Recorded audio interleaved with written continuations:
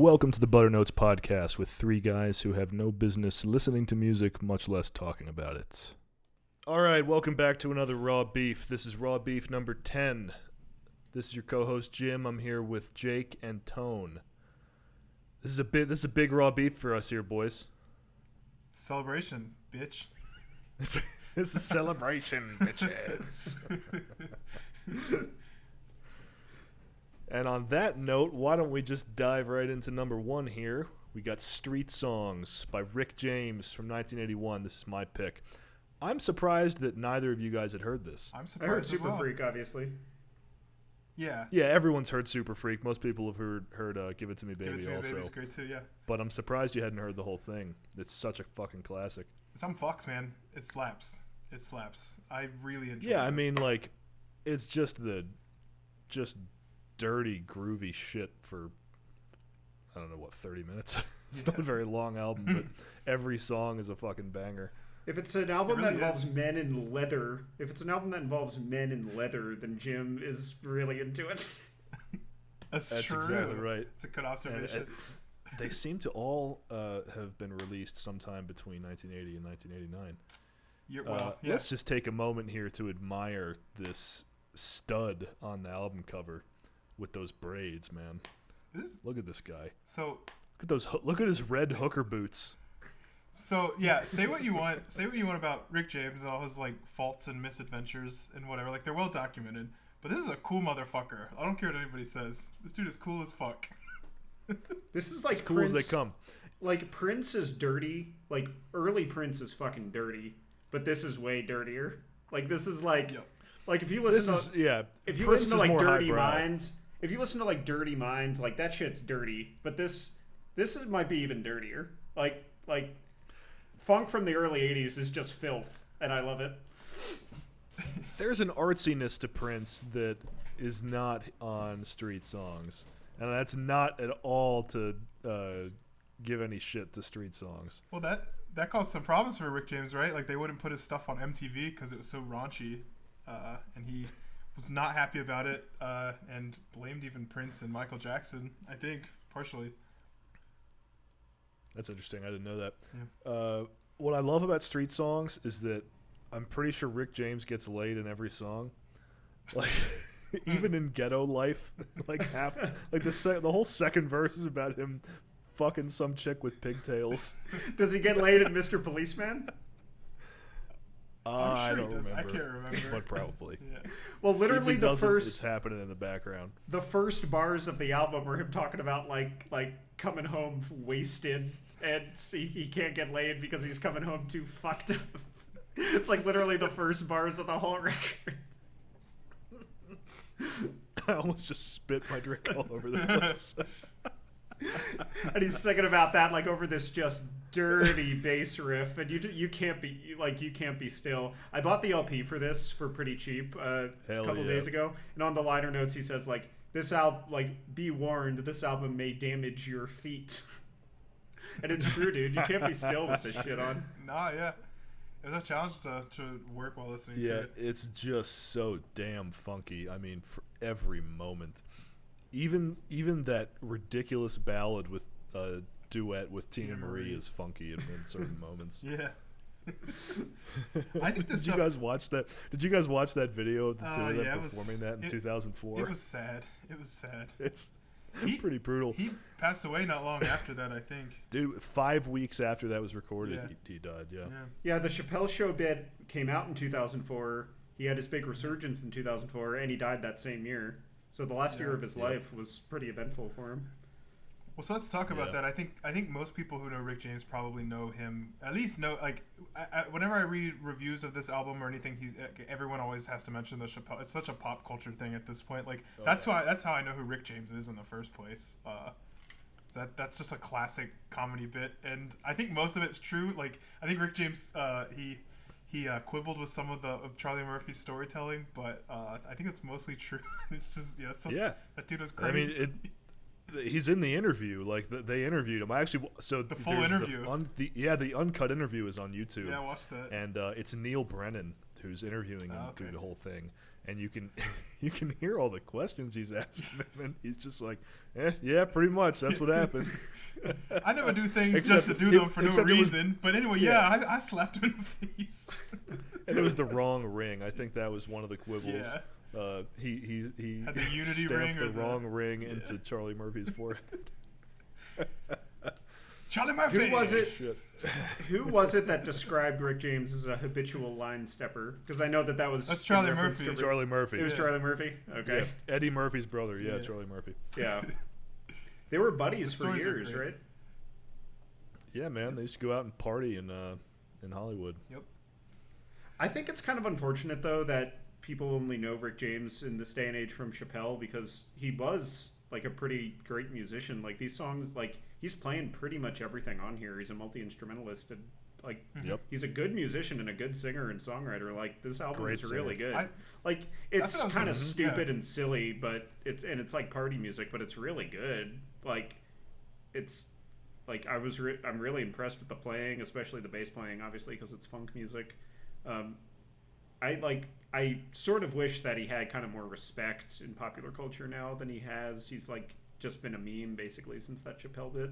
So it's kind of unfortunate, in my opinion. I agree. I was gonna say, yeah. I don't know, man. I mean, he's gonna live on forever in terms of the music. Like everyone will hear Super Freak for the rest of time. Yeah. I mean, I think this stuff holds up. I think it's a great sort of spiritual successor of the '70s funk stuff.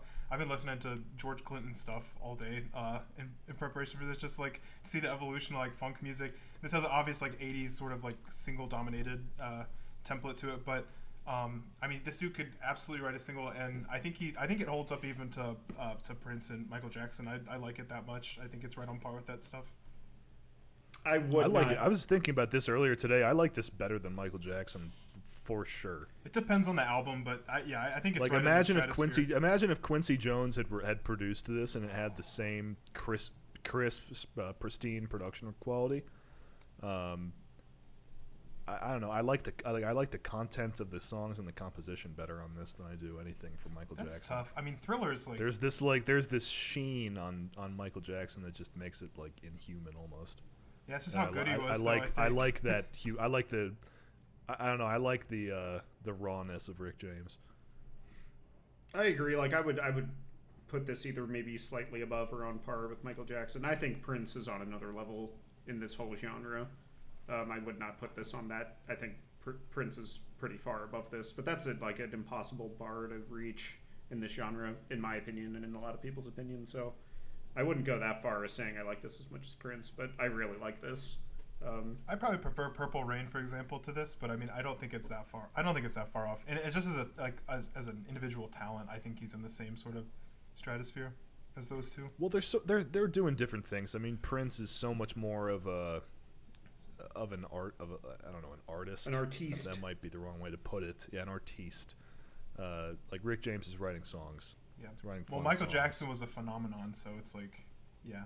But the comparisons are apt. They're all writing in similar veins in the '80s, and I think they're naturally going to be compared in this way. Yeah. But I think, yeah, I mean, if people... So, yes, I agree with you, Anthony. I think it's unfortunate that he's only known for the Chappelle Show bit, because I think if people like Michael Jackson and like Prince, I don't see why they wouldn't like this, like the full album outside of Super Freak and whatever.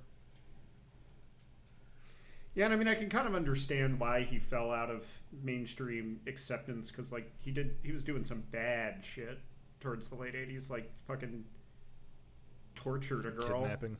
Like, yeah. Like, so I understand why he fell out, because like you can only have so much tolerance for like crimes against humanity, basically.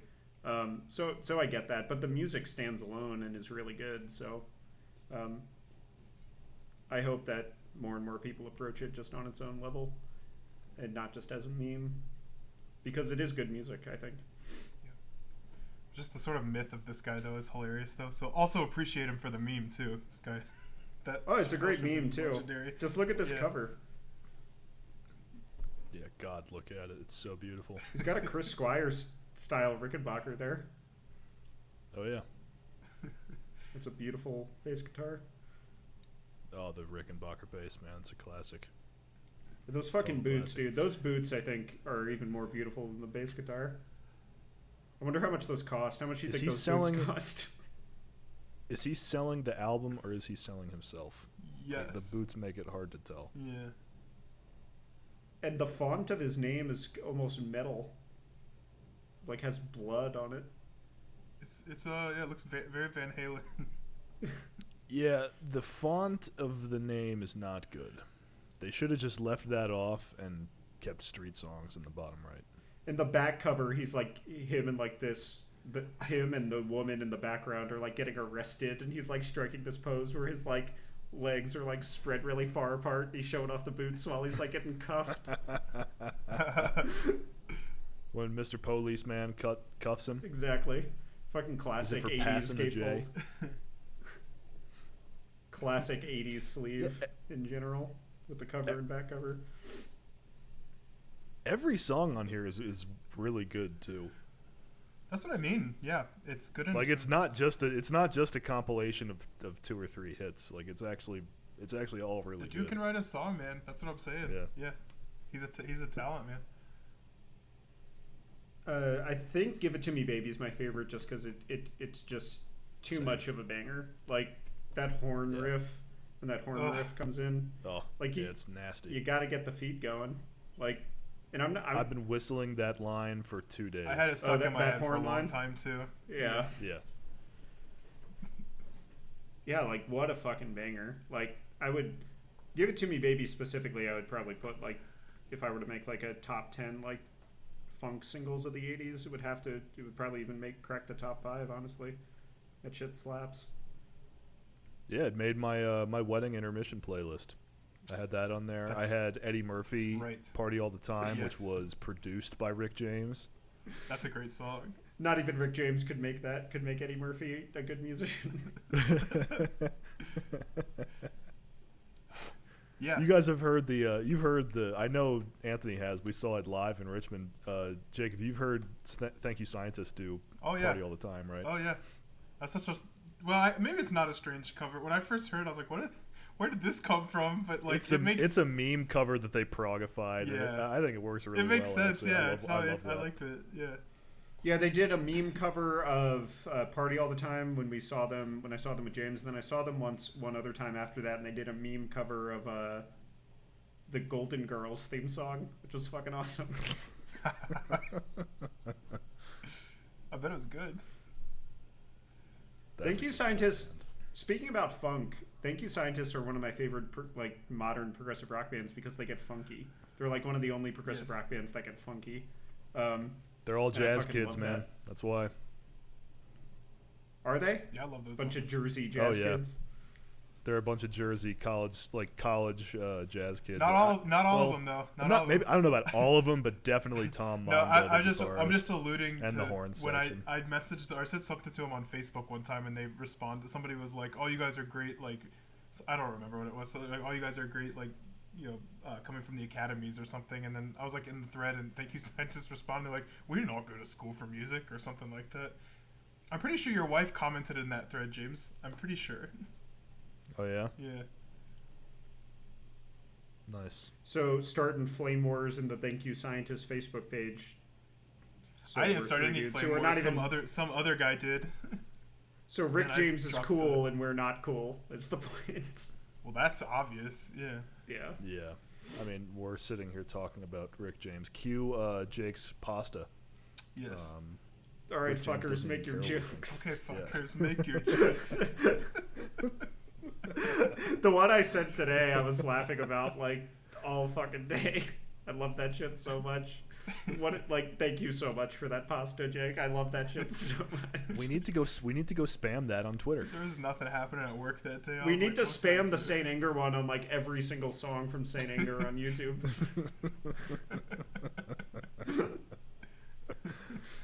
All right, why don't we move on to whatever in the sweet hell this is? Yeah, what the fuck is this next one? All right, Jake, you want to give a spiel on this band you picked that isn't real? I don't have much to say because they're not real. This band is this is Follia by the band Follia. So it's Follia ! So Follia by Follia from 2014. So I had this thing I did back when I was like discovering all this new music, I would just go on Bandcamp and I would just pick a genre and I would just like look at the album covers and then just save them onto Spotify and listen to them later or something. And this was one of the ones I guess I picked. I don't even remember doing it, and I listened to it a few times then. And then I think I rediscovered it like early last year, 2021, and listened to it a few times. Like, it's actually pretty decent. And then I listened to it again recently, and I was like, this is so weird and obscure. I want to see what you guys think about it.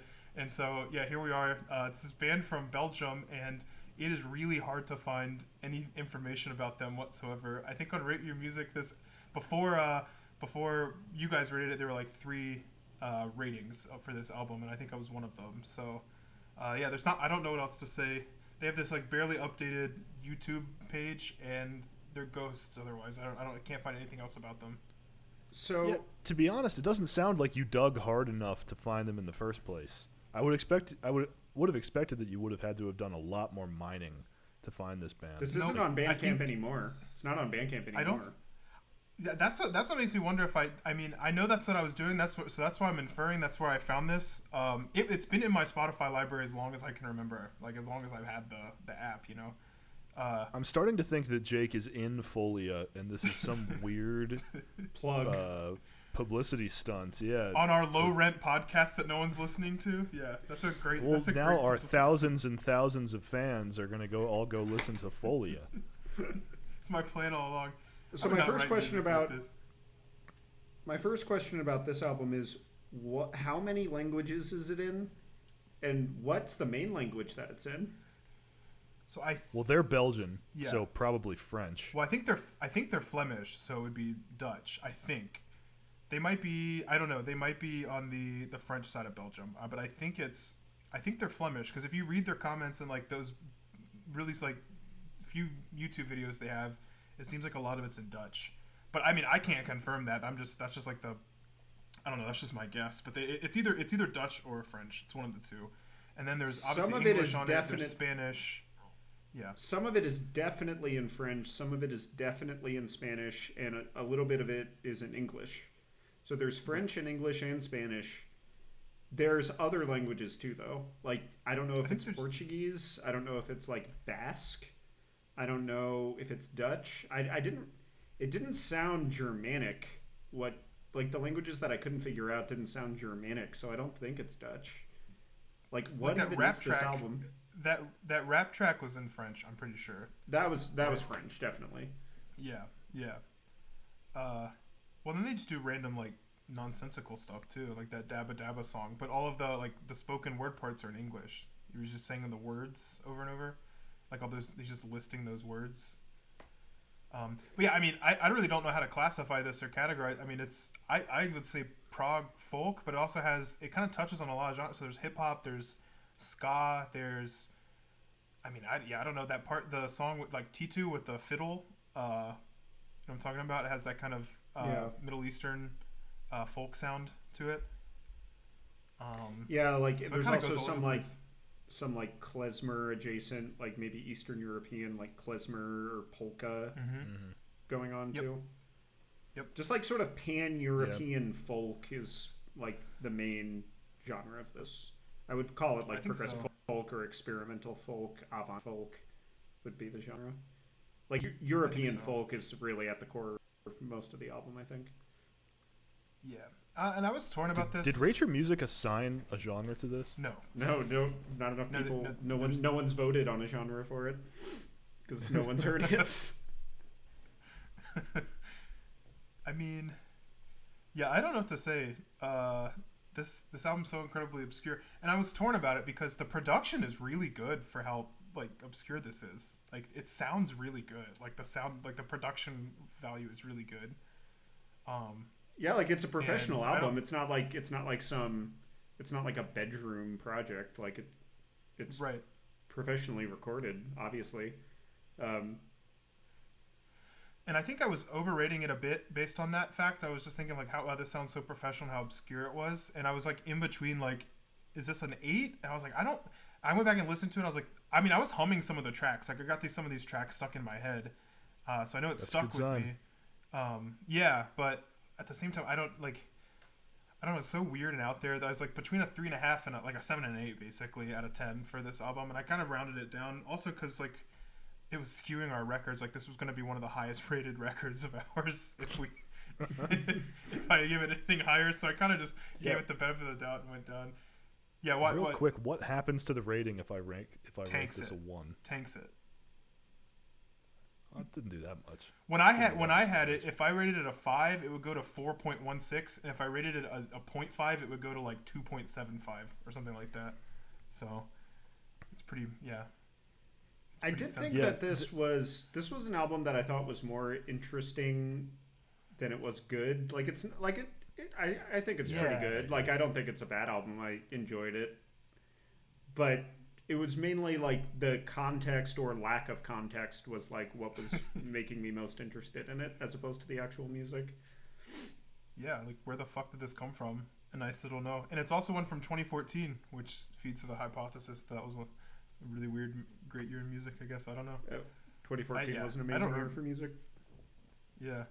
I have no idea how I found this album the more I think about it, but it has always been. It's pretty amazing. Yeah, it's always been in my Spotify library as long as I've had that app. So you've probably listened to this album more than anyone else on earth, except maybe the band. That might be true. I've probably listened to it 10, 15 times ever. So yeah, so it's like the band has heard it the most, then the producer, then the band's wives, and then you.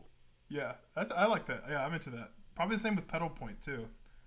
And yeah, maybe you and the Beard Kids and that other Dutch guy and the Pope. This is my third album. So this one's from Belgium. The other two obscure ones were from the Netherlands, but I keep finding weird stuff from that part of the world. I don't know why. It's always Netherlands, Belgium, that area. Nothing about this seems Belgian to me. I guess that's the country it's from. I don't know. Nothing about it. It seems like if I were to guess where this was from, I would guess either Spain or Portugal. It sounds like it's like from the or the Basque region. It sounds like it's from like the Iberian area of Europe. Well, it's funny you say that. The first time I listened to this, I thought it was like I didn't pay much attention to like the languages. I was just listening to it, and I always got the same impression that it was like somewhere in Iberia. That's where it was from. But then I heard the French, and I'm like, oh, they're a French band. And then I was like, well, they could be Belgian. But I'm like, I think there's Dutch on here too, and English. So I was like, I don't know. It's tough to say. But yeah, I would call this album pan-European. And there's a lot of various influences. Yeah, it's definitely like sort of a multinational aesthetic, pan-European aesthetic all across it. Like even if it is Belgian, I think they're like consciously trying to incorporate different languages and sounds and like musical traditions on it. So it very well could be Belgian, and they're intentionally trying to make it sound international, which would make sense. Yeah, it's obvious they're having fun with this record too. Like it doesn't sound like it's anything too serious, which is another thing I appreciate about it. It's it seems like it was in good fun, but the quality of it doesn't like suffer for that or anything like that, which is something I really like about it too. There's some really good flute playing on it. Yeah, I mean, I was surprised how well produced this was, honestly. For being so obscure, you'd expect it to sound worse. Yeah, I wouldn't even picked it if it sounded that bad. I don't know. Yeah, sounds pristine. Yeah, I mean, like, I want to know, what the hell else are these guys doing musically? Like, are they in other groups that have more recognition? I don't know. There's a mystery here that I want to solve. Well, it was funny because I told James how obscure this album was, and you're like, oh yeah. Then like I was like, he's still gonna be shocked at how obscure this was, and then yeah, sure enough, you're like, how the fuck did you find this? So that was funny. Yeah, why wouldn't the band like put this on Bandcamp or make a website or something? Like why? Like there's no reason why there should be so little information about it in the as far as I can tell.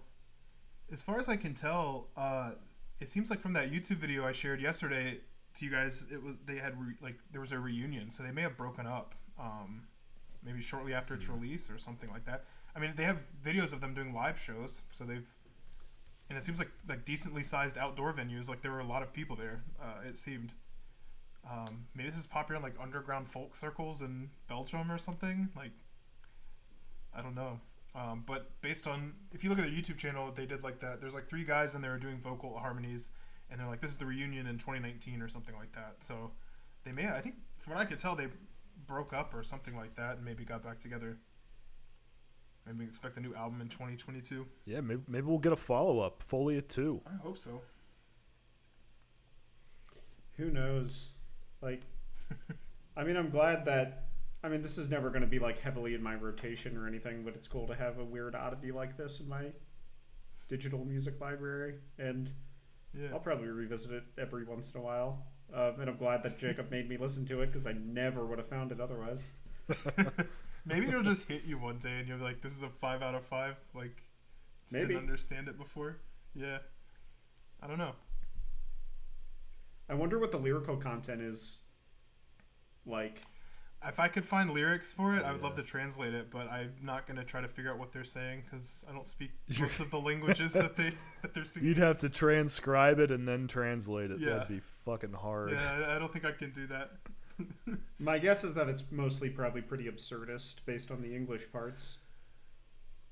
That's probably right. Although there's those, like, the track at the like the opening track, like, it sounded kind of serious, you know. Could be. I'm not sure. Yeah, this is a mystery. It wouldn't have made sense if they would have put it on Bandcamp and then taken it off. I mean, that is possible, but it seems unlikely. So I don't think it was Bandcamp where you found it. So I wonder where you did. It could have been my. So if you go on Spotify, I mentioned this. It seems like some like French rapper has appropriated their Spotify page and has started releasing his own albums under their namesake, and it could have been that it was more developed and it was in my recommended on Spotify and I saved it for some reason, but this doesn't help me solve anything. I mean, it just makes it even weirder, I guess. Well, wait, is it the same French rap that's in one of the songs? It's similar, but I mean, I can't tell. Like, I don't know. I mean, maybe they changed genres, and it's just one guy now who's spitting hot fire. Yeah, I mean, he did well on that one track. Maybe trying to associate it with his pan-European prog folk. Maybe he was a rapper and he decided to go in a different direction for this album or something.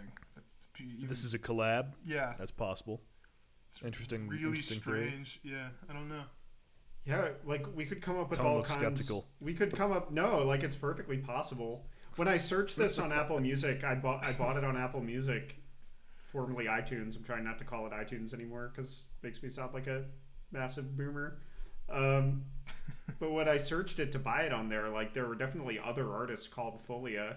When I tried to find it on regular music, there were like 10 other, not 10, but there were like 3 or 4 other artists called Follia, and this was like at the very bottom of all the lists. Does Follia mean? I think so. Follia. It seems like it's either Italian or Portuguese for madness, folly, insanity, craziness, and foolery. So that doesn't help either. If it's Italian, that doesn't help at all. So I don't know. Yeah, this seems like there's more and more layers the more I look into it. So I'm happy to leave the mystery, and part of me hopes. I mean, I hope I like this enough, and I hope they have a fruitful career or something, you know. But part of me wants it never to be solved because it's this kind of weird thing that happened. Yeah, that's kind of like one great thing about being a music fan in the internet age is that you find weird shit like this that probably never would have even been found by anyone, much less a couple people pre-internet. Yeah. Yeah, you don't have to just stumble upon this in some obscure record shop in Antwerp. Yeah, like some bargain bin. Yeah, this album, like Jacob finding this album and us hearing it is the equivalent of just like putting on a blindfold in a record store and just pulling out a random CD, picking buying something. it. Yeah. Which I like doing shit like that, so I'm cool. It's cool that by whatever serendipity we have all now heard this. It is a fun exercise though to just pick an album based on how the album cover looks. I imagine that's how a lot of people did it back in the day before they had a chance to like listen to it online or something. Here's a single, you know, and you can listen to it on YouTube and you get a sense of how the album will sound. But back, you know, in the 70s, 80s, whatever, you didn't have that luxury, so people would, a lot of cases, go by what the album art looked like if they didn't know the artist. And I still think there's room for that. I think people should do that more often. Just take a flyer on some of these, on some record, because like, hey, that album cover looks cool. And I've discovered a lot of cool stuff that way. Yeah, I mean, I love doing shit like that, like doing like a random review on Prog Archives, or like random list on Rate Your Music, or like just picking out like a random LP from a record store that's like under $10 and buying it. I love shit like that. So yeah, it's really fun. I think it's cool that we've all heard this now, even though it's not. I don't think it's like a great record or anything, but it was fun to experience. Yeah, exactly. Indeed. This is in the true spirit of raw beef. This one. Yeah, that's why I said I like to pick stuff that I don't think you guys will ever hear otherwise. Very cool. Well, shall we move to the Scandinavian wilderness? Oh, let's do it. Tone, how do you pronounce this? I don't know how to say French.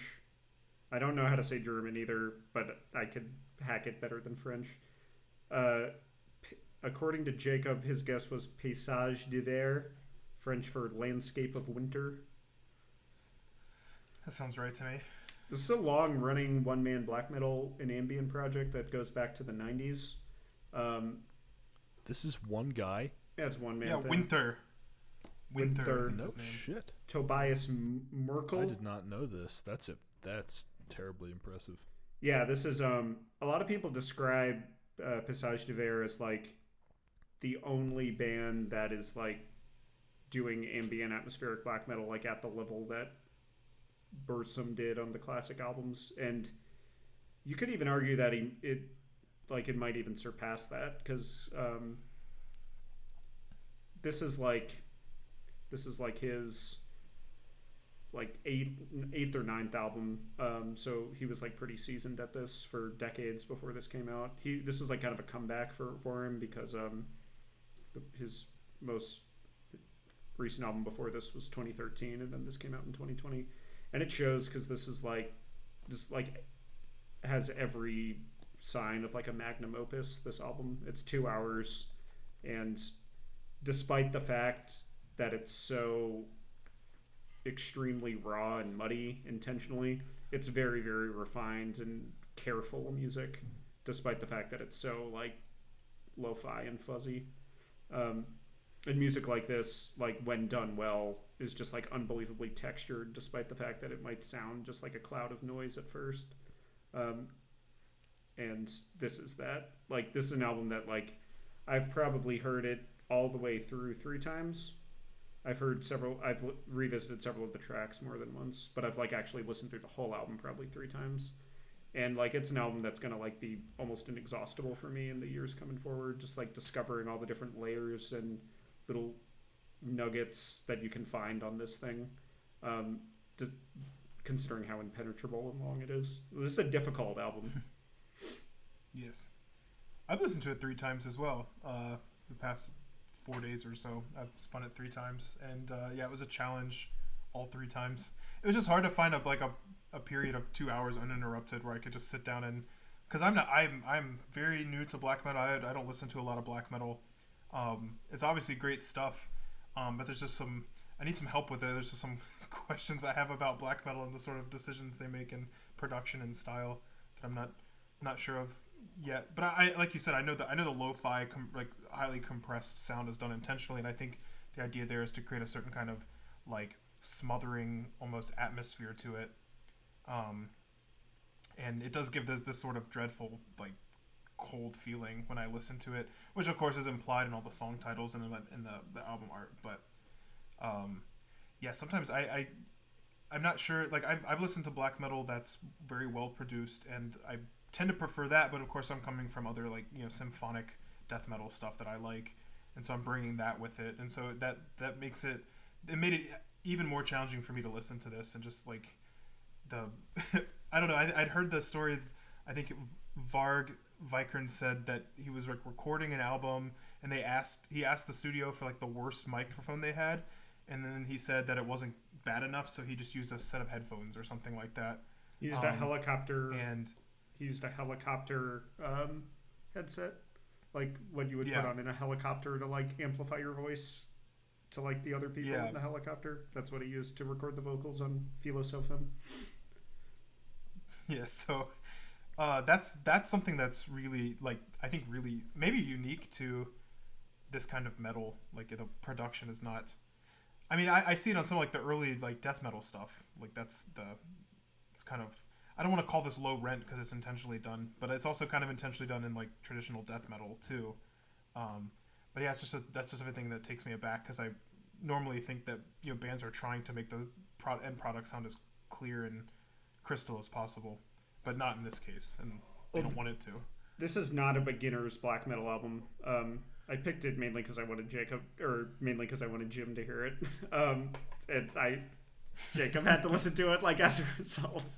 But this is not a beginner's black metal album. Not a beginner's black metal album. The music's really good. No doubt about it. But I'm a noob. I mean, the production throws me off. I'm not gonna lie. So it's so interesting because this album did not. I mean, this is gonna sound odd, but it didn't challenge me at all. Like, this clicked with me fucking immediately. Like, on the first track, I was like, all right, I'm hooked. This is incredible. I loved this. I loved this album. And as far as lo-fi black metal goes, this sounds pretty fucking good. Like, Philosophim by Burzum is extremely difficult to get through for me because it's so grating.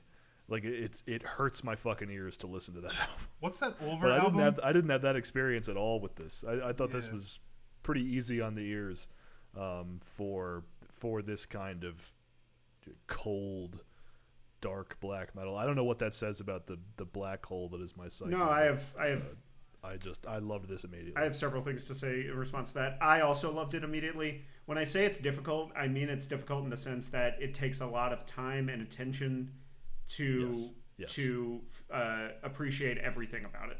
That's what I meant when I said it's difficult. I also loved it immediately. That's not really what I meant when I said it's difficult. It's difficult because, like, if you want to come to a full appreciation of it, you have to spend a lot of time with it. I loved it immediately too, though. Cool. The lo-fi production, this is more ambient. Philosophim is also very ambient, but like this black metal in general, or a lot of black metal, is best viewed less as metal and more as ambient music. Because honestly, it shares more of an ethos with that than it does with metal. Not all black metal, but a lot of it. The best black metal meets that criteria, in my opinion. I agree. Like Hivis, Lisette, Dare, whatever the fuck. I think that's the best thing from Burzum, and it's from Varg, and it's basically just an ambient album. Yeah, Hivis Lisette Taras is amazing, and Philosophim's amazing. The thing about Philosophim and Nathan's Madrigal by Ulver, which is a classically grating black metal record, is also great. I don't know exactly how to describe it, but like that guitar tone, Jim would probably have the vocabulary for what it is, but like that, like when that tremolo picking is recorded in a certain way that it's just like so high pitched and it just like slams your brain. In the way that you get on Nat's Madrigal, or on Philosophim. It actually physically hurts. Yeah. It's either not mixed at all, or it's mixed to sound that way. It's mixed to sound that way. I think it's probably not mixed at all. I don't know, man. I mean, because like they're using shitty mics on purpose. They're probably clipping the piss out of the mics, which just means they're not setting the gain such that it picks up the sound of the guitar of the signal, from the output from the amplifier in a certain way. Ulver might have recorded Nathan's Madrigal live. I don't know though. I don't know what production looks like for black metal like that. Yeah, Ulver might have recorded Nathan's Madrigal live because they were a band, but Philosophim and all of Burzum is definitely mixed because it's all Varg. So he definitely mixed it somehow. I don't know exactly how. What I mean when I say that it's not mixed is just that, like, he could have just set the dial on the recording hardware, played the part, and then used that track without altering it in any way. Because normally when you track something, you're gonna first you'll take the time to get everything sounding right on your end, right? Then you want to set up the mic. Then you want to hear the input you're getting from the mic and make sure that sounds good. And then you'll track everything. And then once you have that track, then you'll continue mixing. You'll alter that track in a million different ways, especially now with digital recording software. But what I'm wondering with the black metal stuff is, did they just record it raw with no discretion in terms of the mic and the levels and the EQ, and then just release it that way? Or did they take in the signal and then say, oh, how do we make this sound as bad as possible? I think we just turn the treble up to fucking 11 and take all the bass out, take all the mids out. I'm curious. I don't know how they do it. I think that we are hearing the raw recordings on stuff like that's stuff what like I would Philosophin, expect also. But I don't think it's like indiscriminate in the way that you might have suggested. I think it's very on purpose. Like, I think that they were careful to make it sound like that, and I think that like on Involved, he was very the way that this album sounds is extraordinarily intentional. Everything about this album is deliberate. Oh yeah. Yeah. So this is, like I said though, this isn't grating in the same way as the Ulver album or Bertzum. I think this is much easier on the ears. Yeah, there's another great raw black metal band called Moonblood from Germany from the 90s that are fucking awesome, and they're really grating too. A lot of clipping guitars on them. They have an album, Bluten Krieg, that if you like black metal, anyone who might ever listen to this, check out Bluten Krieg by Moonblood if you like raw shit. But Paysage de Verre is more atmospheric, and it's not pretty because it's very dark and cold, obviously. And it's not melodic either, but it's also not grating. It's kind of hard to describe or like verbalize, which is kind of what you want with music like this. You want there to be like a mysterious quality to it, and you absolutely get that here. This is pretty in the way that I imagine it looks pretty when you're freezing to death and you sit down to die, and you look around and go, "Oh, the forest is pretty with all of the snow." And I'm about to die.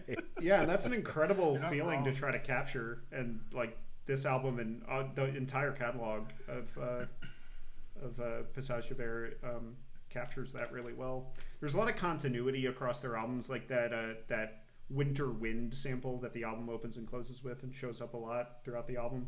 Also shows up on a lot of their previous albums. And like all of the albums are kind of tied together as like representing this like mythical, ethereal, like landscape of winter, as the project name is referred to. So there's kind of like this winter dream world mythology throughout all of these albums, and on paper sounds like it could be gimmicky, but the music captures it like without flaw, in my opinion. Yeah, I mean, I think this is terribly authentic. In comparison to, the classic Norwegian black metal from the early and mid 90s. I think this holds up every bit as much of that as that stuff. I mean, black metal people are pretty particular about the way they judge releases in that genre. But I'd have a hard time believing that even the most purist black metal fans would not like this. Yeah, this project gets huge respect. I've heard some people say that the production is too clean, and I couldn't comprehend what they meant by that. But I haven't. Have you heard Philosophem? I have not, so that's what I mean. I just don't have the reference. Go listen to that, and you'll know what they mean. The production is I get not it could clean, be like though. less clean or more clean, but like it's too clean. I was like, there's no way. But I guess for maybe what they're looking for out of a black metal album, that makes sense. The production definitely is not clean, though. Like, no, it's very it's very challenging. No, it's not. It's not like it's crystal clear, but as far as lo-fi black metal goes, this is pretty good. Fantano reviewed this. It didn't really give it a positive review, and the review got very bad reception because it was a shitty review. This is not the kind of music that Fantano should be talking about, but he did review this. And it was every bit as cringe as you could imagine. And I don't hate Fantano like you guys do, but his review of this was Who says bad. that? I never said Yeah, I don't hate Fantano. I don't hate Fantano. Anyway, yeah, this one is very much my cup of tea. Yeah, listen to all of his stuff. It's like 13 albums total. I intend to. Yeah, I was wondering why you picked this one, but over the other albums. But I think you explained it well. It's like 2 hours long, and it sounds like there was a lead up to this album or something like that. It's kind of his magnum opus. I don't think it's my favorite. He has a self-titled from '99 that is like generally the most acclaimed and might be my favorite. I saw that. He has a couple of his albums are also all synth. There's really as I said, there's really a huge continuity across the catalog. So it's a catalog that I think is best listened to chronologically and together almost as one corpus. But this album is really long and encapsulates a lot of what he does in just one release. So that's why I picked it. And it is one of his best. You reminded me too, the synth does so much work on this album. Oh yeah, the one the track synth is hugely important to the overall sound in this album.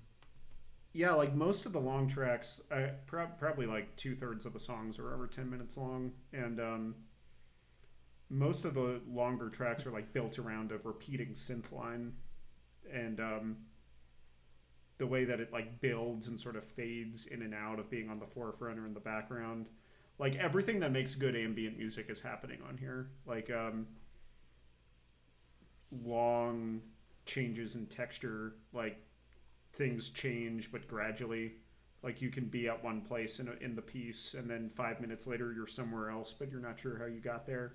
That's what you want in really good ambient music, and that's all over this album. I'm not gonna lie, when I was listening to it earlier, I started it today at 9:15 or something like that, and then I felt like I'd been in listening to it for a long time. I got a lot of work done while I was working on it, if that says anything. But I look at the clock, it's 10:15, and I'm like, how far am I in this album? And I'm at the middle, the very middle track, and I'm like, holy shit, there's another hour of this. So that was a fun experience, but no, I enjoyed it. This inspires me to listen to the back catalog. Well, and keep listening to this album too. But I might go for some of the stuff that's a bit shorter next time, just to digest it more easily. I've been wanting to pick this for a while for this segment, but I felt bad picking such a long album. But I picked a 25-minute long album last time, so that was my excuse to pick this one this time. You've also picked the earliest album we've done and the latest album we've done, so you're a man of extremes in Raw Beef. Speaking of which, this is our 10th Raw Beef episode, and we decided to put together some additional stats this week as a kind of retrospective, styled in the magma, the Kobaian from the early 80s, that live album they did, Retrospektiw.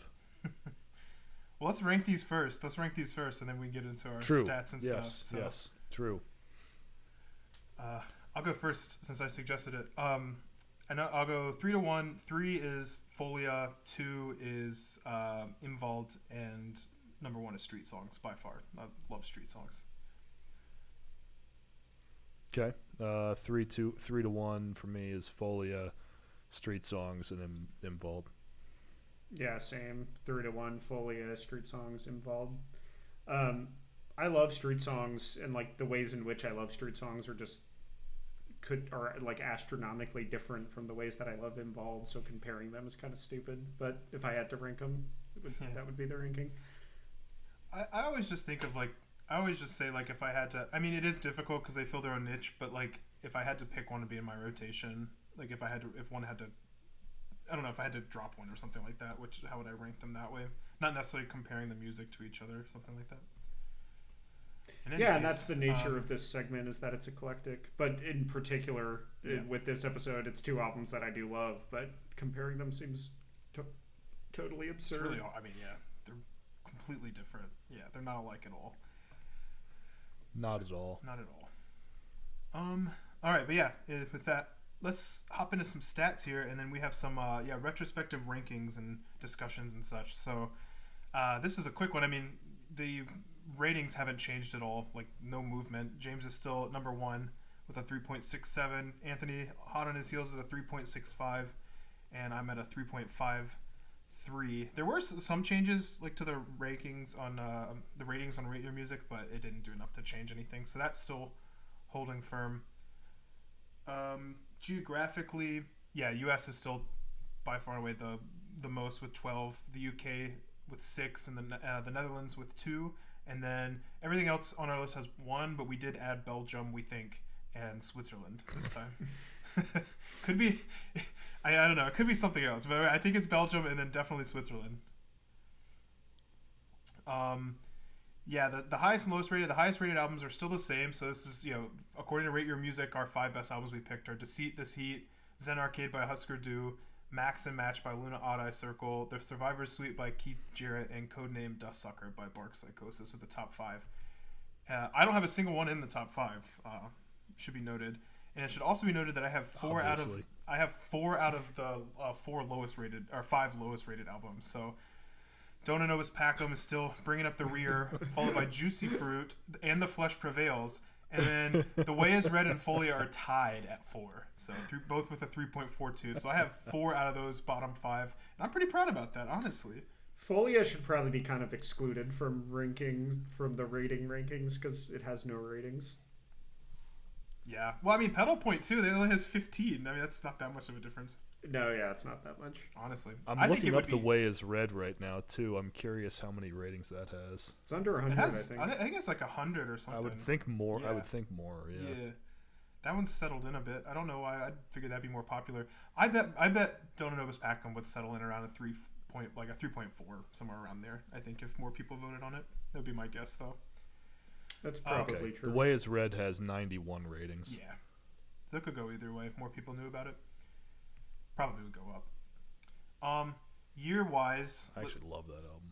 It's really good. Year-wise, James, you're creeping towards the 80s with your average. So you're at 1991 as your average year. I've picked tons of 80s shit, yeah. Yeah. And you've picked, I think, 2 albums from 81 and 2 from 84. So those are your most common choices. And that spans 33 years of music. Anthony, you are creeping back up. You're at 2001.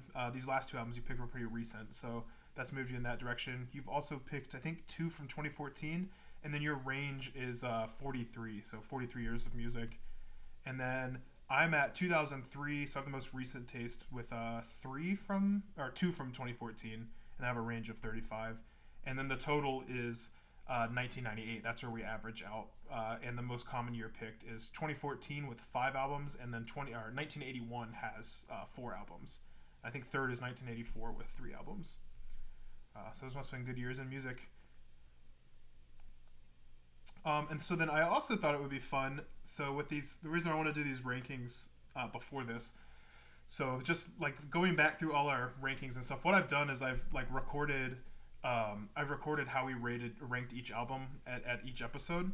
And then I basically gave like a score and was like, okay, what was the community, us 3 picking? Like, how would I rank them on like the aggregate or group rating?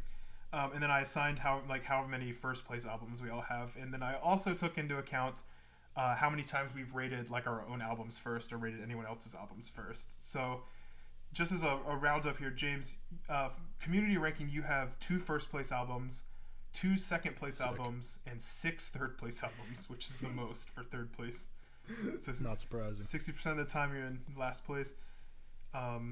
Anthony, you have 5 first place albums with 4 second place albums and only 1 third place album. So superior taste goes to Anthony, I think. Duh. And then, yeah, I have 2 first place albums, 5 second place, and 3 third place albums. And if I remember correctly, James, you have picked your own albums first 4 times, Anthony's 4 times, and mine 2 times. I think I've picked both of yours. I picked Anthony's 3 times, James, you twice, and I picked myself 5 times. Oh no, it's even worse for Anthony. Anthony has picked his own album 9 times out of 10 first, and the only other time he didn't, it was James's. He picked yours. He's never picked mine first place, but he's picked his own. Which one was 9 mine? out of 10. I think it was it the Goat Rodeos? Let's see. I'll let me check. I bet you it was Deceit. Oh, it was. Yeah, it that was. was it. Raw Beef Yeah. 2. Yeah. It was. I don't know. Every other I'm time just- Anthony picked his own. Just like a Titanic Giga Chad. That's just how it goes. When James thought it was you're funny that such I a picked Chad. mine 5 times. Yeah, Anthony's picked his own 9 out of 10 times. So I thought that was fun. And I tried to do a genre roundup, but it was like the subgenres are so difficult. Basically, I think the comment here is that we've covered, like if you go to Rate Your Music genre list, we've covered most everything, or at least touched on it. But the most like common subgenres, we've done like 2 ECM style jazz records, which are both Anthony's. We've done 2 new disco records. We've done 2 neo-prog records. There's been a lot of like punk and post-hardcore stuff. 80s metal's been represented. Death metal's been represented. And then we've also got some pop. I think we've all picked pop or pop adjacent stuff, and then folk as well. The only thing we really haven't touched on is like traditional country. Obviously, there's been no classical music. We've had dance music, field recordings even. So we've touched on a lot of stuff, but yeah, there's no particular lacuna anywhere in our... We've only done one hip-hop album. I don't know enough classical. Yeah, that's true. I mean, there's more representation than others, but what I mean is that we've like included a bunch of different albums from genres, even though we lean heavier to like, obviously to metal and rock, which is where we're most at home, I would say. The Yo-Yo Ma album is at least somewhat classical. I mean, there's crossover, but it's released under Sony Classical. Like I would call that classical music. And then we're even better. It also, I mean, it's bluegrass and it touches, which gets closer to country as well. So, but yeah, we don't have any truck driver country or anything like that. Unfortunately, We could change that. Jake though. will change that, I'm sure. Yeah, we definitely should change that. Yeah, I got you. Coming up. All right, yeah. So let's do our retrospective then. So I think what we're gonna do first is we're gonna go around the room here and talk about our least favorite albums from each person. So whoever wants to go first, go for it. So what we're doing is we're gonna each, for the 3 of us, we'll each pick our least favorite album that we've suggested. So go for it. All right. My least favorites are as follows. Of my choices, my least favorite is Zen Arcade by Husker Du. That surprises me. Which is, I that's probably going to be pretty surprising, but like I'd rather listen to Invasion of Your Privacy than Husker Du. It's really surprising to me, actually. I wasn't expecting that. Least favorite from you, Jake, is Follia. Okay. Although, I mean, I liked it. I like Zen Arcade too, obviously. Yeah. Tone, least favorite from you is Max and Match. Really? But I don't think I've rated anything you've given us less than a 4. God, just like I think that's right. it's hard being just so incredibly smart as like All right. when I'm operating at a level as high as I'm operating at. It's tough when everyone is just beneath you to such an extreme degree. Oh man. Why don't we hear your least favorites then, there, big guy?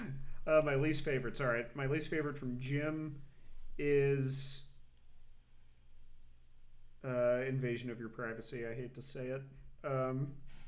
Not that I. Pathetic. Yeah, that's my least favorite. I'm sorry. My least favorite from me would be Decibel. My least favorite from Jake. Yeah. Let's see. These all suck. Dona Nobis Pacem is my least favorite from Jake, obviously. I knew Anthony was going to pick that one. That triggered him. That album triggered him. I forgot you guys were recovering Catholics, and I was like, I should have been more sensitive in picking that record. But, I was never a so it Catholic. goes. Jim was. I never was. Oh, okay. Triggered James then, yeah. Anyway. More like it reinvigorated me. Maybe. Got you back towards the cloth. Yeah. Reinvigorated my Catholicism. Okay, for my least favorite, so James, also Invasion of Your Privacy. I had fun with that album, but I think it's the weak link, man. God damn, get your testosterone levels checked there, boys. I like Manowar, man. I don't know what to say. Anthony, I also, El Poeto del Ruido, the Decibel record, is probably my least favorite from you. And then for me, this was tough, but I ended up going with Dead Air for Radios by Chroma Key was my least favorite. I really like that record, but I could do without it, all of them. I'm also going to revise my least favorite for Anthony. It is Decibel. Yeah. It was the... It has to be mathematically because I think I rated it a 3. Yeah. We all. Oh wow. We I all. thought it was better than that, but yeah. I still recommend that album. It's really good and cool and very, very weird. I think I gave album. Invasion of Your Privacy. I think I gave Invasion of Your Privacy a 2.5 out of 5. So. Son. So, there you go. Negative T. Yeah. Sorry about it. It's not great. All right. Let's see. Do we want to do entry points next or top threes next? Let's do entry points. Let's do entry points. Yeah. All right. My entry point. So what this is, real quick, what this is yes. like, this isn't necessarily our favorites, but I think this is like would be a good place for people to start listening if they're gonna listen to these albums. So like, yeah, I wouldn't even if Decibel had been my favorite, I would not have recommended anyone listen to that album first out of Anthony's picks. So I'm gonna pick an album that I think is kind of accessible, but also balances that with being quality. So go ahead. So the entry points that I selected for the three of us, I've got Street Songs for my stuff. I think that's fairly obvious. It's album time for Tone, Todd Terreja, and then for Jake, Dona Nobis Pacem. No way. Absolutely. If you want to get an idea of what the fuck is going on in your world, listen to Dona Nobis Pacem. Please, people, listen to it. I need more feedback from this. An entry point. Jake desperately needs it to get bumped up to a 4 or higher to feel. I'm gonna be vindicated validated one day. Yeah. Horrifying entry point into Jake's psyche. Start with Dona Nobis Pacem. Go to mass. Yeah.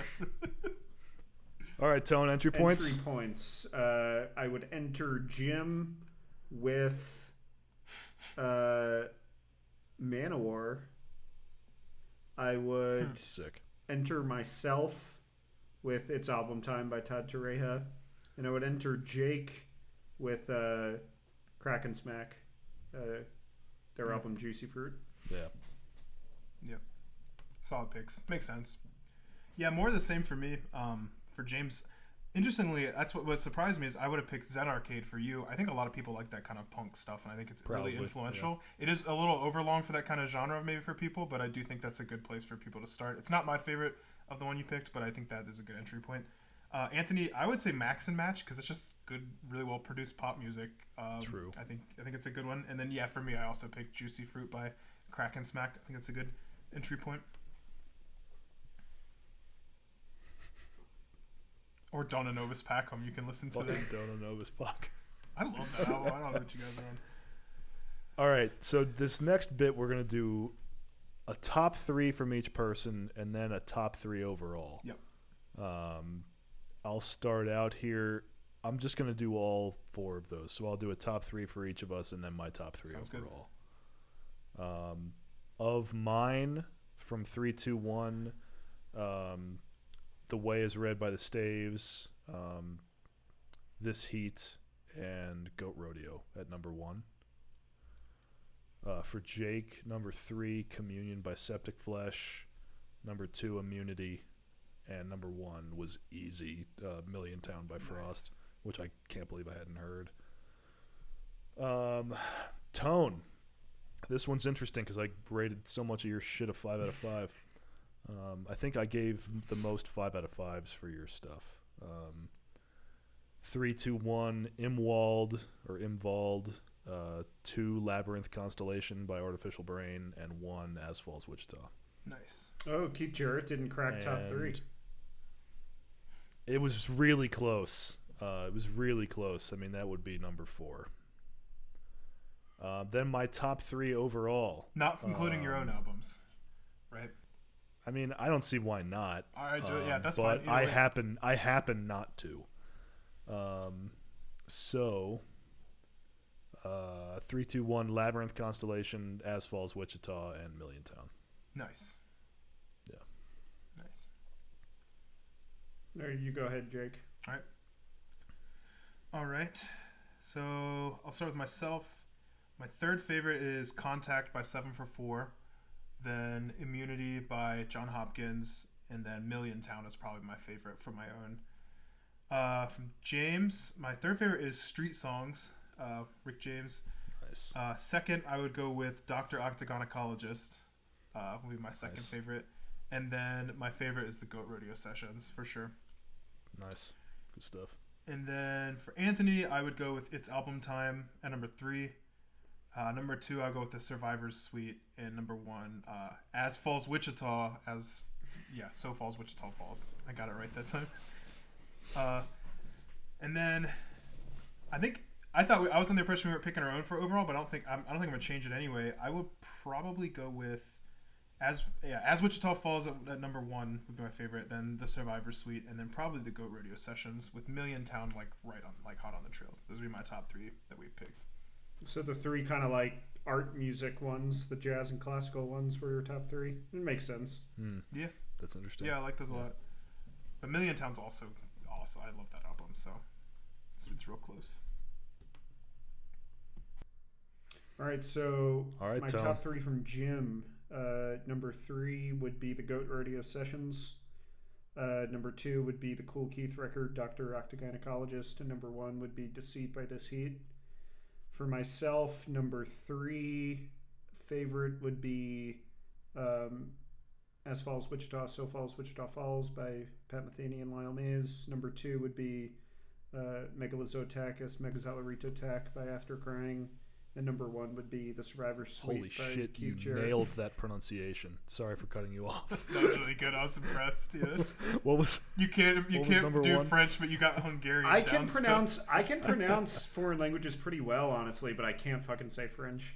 Megzalazotac and Megzaloritotac by After Crying. Nice. Would be number 2, and I like that album. number 1 would be The Survivor's Suite by Keith Jarrett.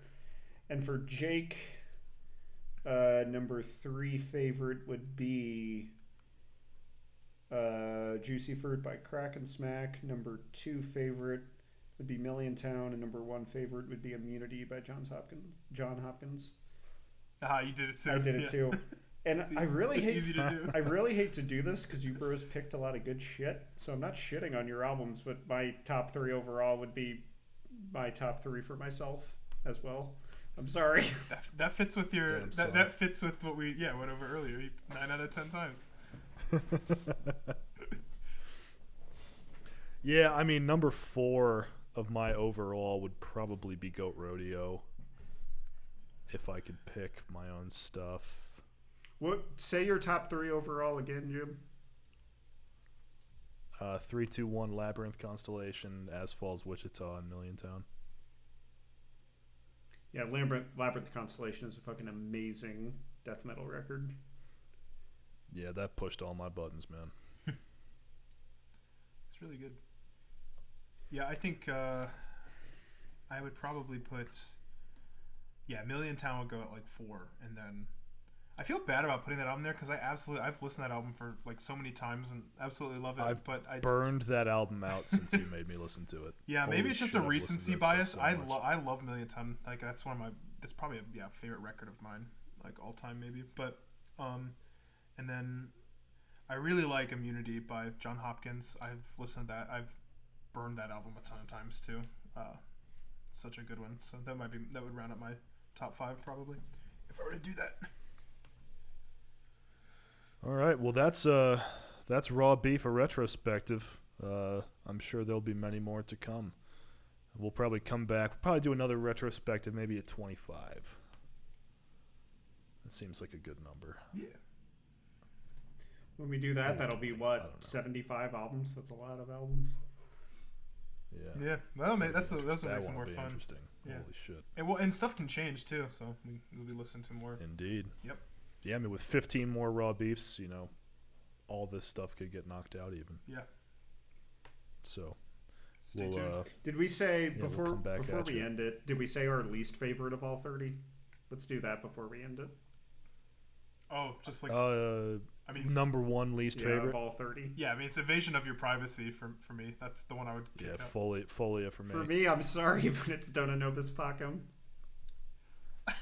Damn, son. It's not that. You liked bad. the Follia better than Dona Nobis Oh, I Pacem? definitely liked Follia better. Wow. Huh. Okay. Fair enough. It's not that bad though. I don't understand it. I don't think Dona Nobis Pacem would be in my 3 least favorite even. Hold on a second. It's not like total trash or anything, but I don't like it. it's I just subjective. love Thies Van Leer. I'm just a fan. I'm just a Thies Van Leer fanboy. So that's totally. I mean, that's totally possible. I'm not like decrying it as like a worthless album or anything. It's subjective, but no, I don't like it. Yeah, I'm just surprised. Alrighty. Well, that'll call it. We'll catch you, all you people next time. All you people that are listening to this.